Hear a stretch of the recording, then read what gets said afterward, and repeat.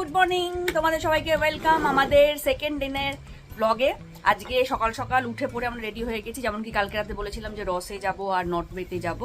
তো আমাদের টাইম ছিল 11টায়, যেটা আমি করিয়েছিলাম, কিন্তু ওরা বললো যে একটু তাড়াতাড়ি আসলে সুবিধা হয়, 9টা সাড়ে 9টার মধ্যে। তো সেই জন্য আজকে সকালে অনেকটাই উঠতে হয়েছে, তাড়াতাড়ি উঠে কোনো রকমে রেডি হয়েছি। আর এই দুটো ক্লিপ যে দেখছো, এই যে এখান থেকে সমুদ্রের পেছনে যেমন দেখিয়েছিলাম না, এই যে পেছনে সমুদ্র, এত হাওয়া মারছে, জামা কাপড় একদম মুড়ে চলে যাচ্ছে, সেজন্য ক্লিপ দিয়ে সিকিওর করে রেখেছি। আর আমাদের সকাল সকাল ব্রেকফাস্ট চলে এসছে, কী কী আছে দেখে নিই। পুরো ইডলি, আর তার সাথে আনুষঙ্গিক ইডলির সাথে যে জিনিসপত্র থাকে এগুলো সব এখানকার হাতে বানানো, এটা ফ্রেশ সমস্ত কিছু বানিয়ে দেয়। আর এটা একটা সাথে দিয়েছে, যেটা আমাদের ওখানে সাধারণত আমি ইডলির সাথে পাই না, নারকোল দিয়ে কিছু একটা বানিয়েছে, নারকোল পুরো টাইপের। আর এইগুলো তো থাকে, এই বাকিগুলো থাকে। আর তার সাথে যে চা, অনির্বাণও উঠে পড়েছে সকাল সকাল আমার সাথে উঠেনি, আমাকে রেডি হতে হবে বলে একটু তাড়াতাড়ি উঠেছিলাম আমি, ও কিছুক্ষণ আগেই উঠেছে। আমরা হ্যাঁ পরে উঠেছি, কিছুক্ষণ আগে মানে পরেই হয়। যাই হোক, এই চলে যাচ্ছ কেন, যাই হোক, আমরা একটু ঝটপট করে খেয়ে নিই আবার বেরোবো। বেরিয়ে তারপর তোমাদের সাথে দেখা হচ্ছে। আমাদের সাথে তোমরা সবাই কি থাকবে, সঙ্গে থাকবে, রাইট। তোমাদের সাথে আবার দেখা হচ্ছে, বলে টাটা। উঠে পড়েছি আমরা আমাদের আজকের ভাড়া করা 3 পেওতে। আর আমাদের 3 পেও সারথি আমাদের 3 পেওটিকে ছুটিয়ে নিয়ে চলেছে আমাদের আজকের গন্তব্যের দিকে।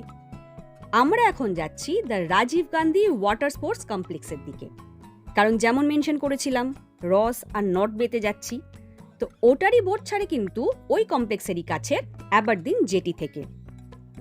আন্দামান হলো বেসিক্যালি নেচার আর হিস্ট্রির এক অনবদ্য সংমিশ্রণ, যা মানুষকে এক নির্মল, স্নিগ্ধ ও স্বর্গীয় অভিজ্ঞতা প্রদান করে। তাই তো এর পরিবেশ সব রকমের ট্যুরিস্টদের অ্যাট্রাক্ট করে আসছে যুগ যুগ ধরে।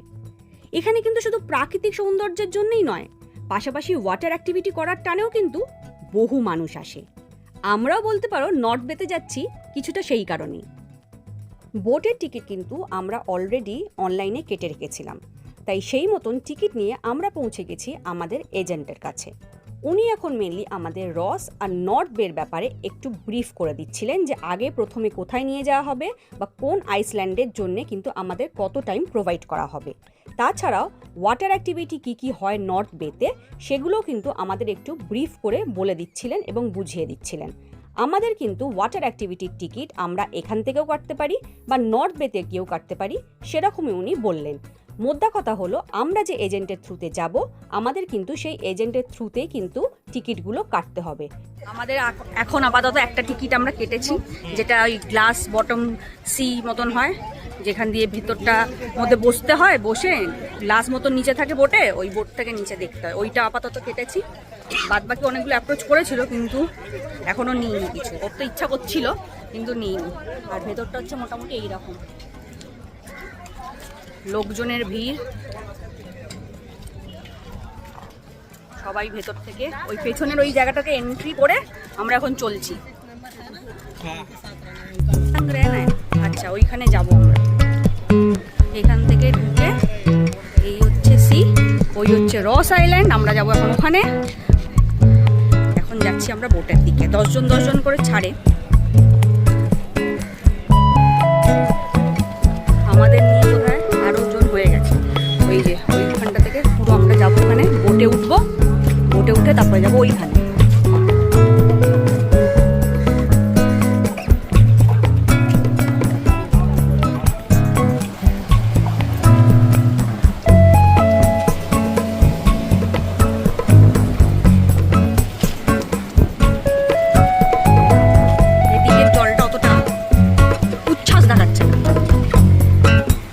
আগের দিনকে ঝাড় খেয়েছে, ঝাড় খাওয়া বাচ্চাগুলো যেমন থাকে না, কিন্তু এদিকে জলটা খুব উচ্ছ্বাস দেখাচ্ছে। ওখানে আবার দুখানা ঘ্যাটকা নেমেছে, ওখানে ঘ্যাটকা নেমে খুব চান করছে, এই যে খুব উচ্ছ্বাস, এদিকের জলে খুব উচ্ছ্বাস। এই যে দূরে ওইখানা 2 ঘ্যাটকা নেমে খুব মজা করছে। আর আমাদের বোটে নিয়ে যাচ্ছে তিনি ওই সামনের দিকে যাচ্ছেন, আর অনির্বাণ ওইদিকে ভিডিও করছে, আমি অনির্বাণের ভিডিও করছি।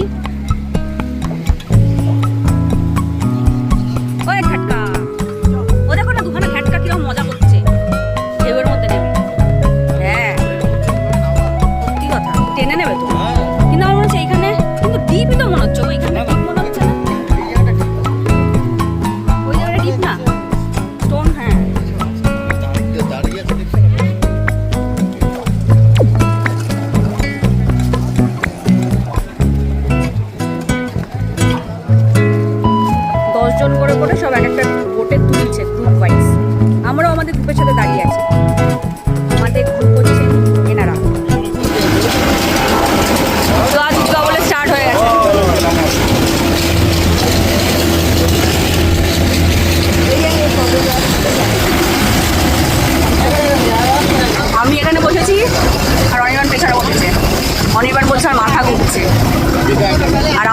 ঘুরবে কি, আমার মাথা পুরো মধ্যে সিমেন্ট দিয়ে সাঁটিয়ে দিয়েছে আমার ঘাড়ের সাথে, আমি ফিরিয়ে করতে পারছি না, মাথা ঘুরবে কি,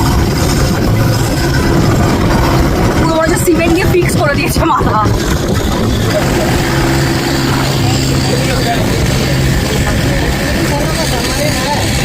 ধরে গেছি,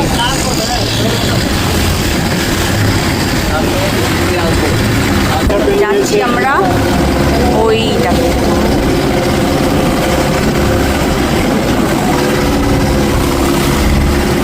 দুলুনি হচ্ছে, দুলুনি দুলুনি হচ্ছে। সাগর বাড়ি আইসা আমার মাতাল মাতাল লাগে হচ্ছে।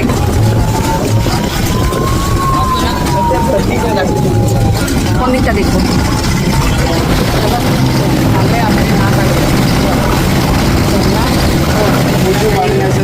আমাদের জেটি ছেড়ে আমরা এখন চলে যাচ্ছি